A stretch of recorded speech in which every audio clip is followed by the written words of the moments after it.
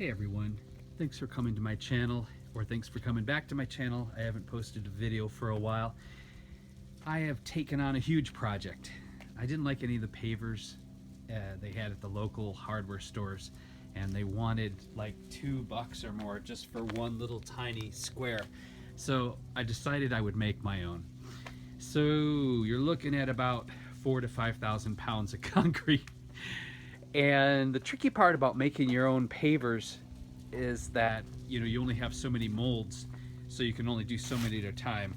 Now that summer's finally hit, if I woke up really early and started around 7 or 8, I could pour 6 to 8 molds a day. Now these are the molds that I chose. They're made from a hard plastic. It's a really good product, and I found them on eBay. They have all different shapes and sizes that you can use.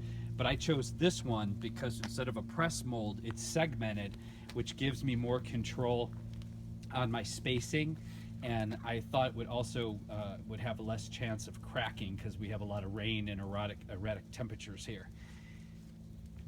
This is going to be a sidewalk pathway going up to my front door, which right now is kind of unfinished, so a lot of mud gets tracked onto the porch and into the house. I experimented with a lot of different types of concrete because they charge a fortune for everything in Northern California, so I'm always trying to do things affordably.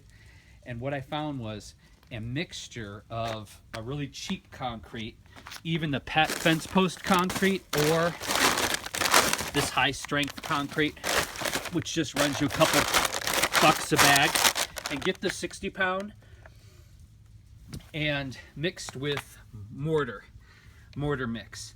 And I'll do like 3/4 this to 1/3 of this, and that turned out to be a really good mix for me that made stronger, smoother bricks.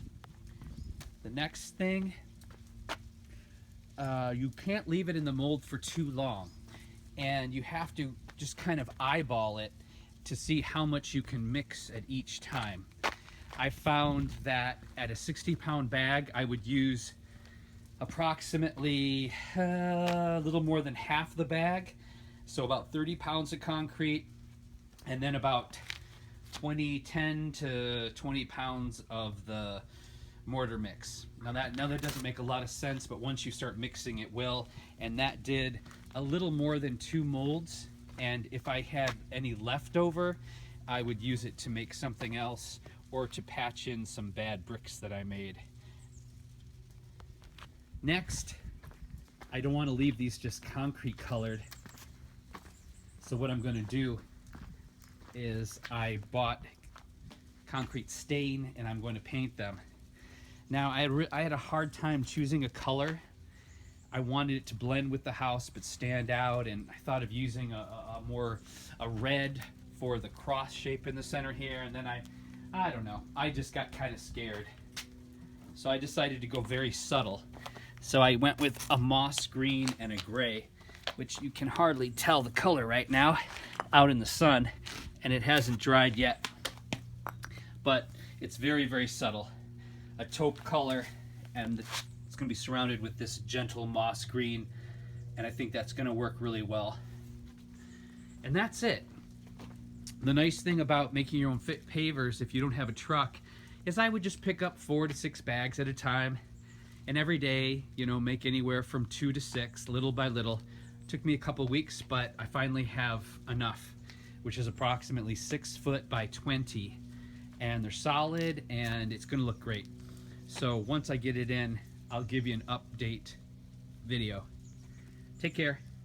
If you like my silly little videos, please subscribe, it helps.